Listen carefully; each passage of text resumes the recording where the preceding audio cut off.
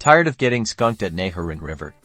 Today, we're unlocking the secrets to hauling in those feisty redfin pickerel. First things first, location. Head over to the northern section of Neherrin River.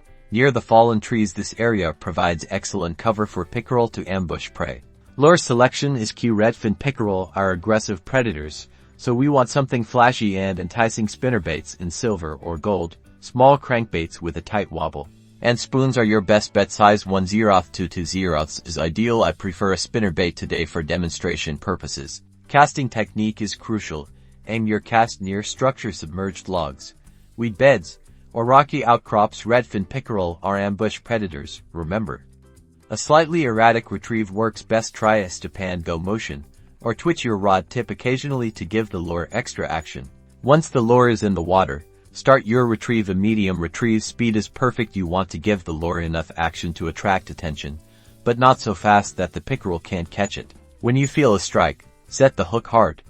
Redfin pickerel have bony mouths, so a solid hook set is essential. Be prepared for a fight.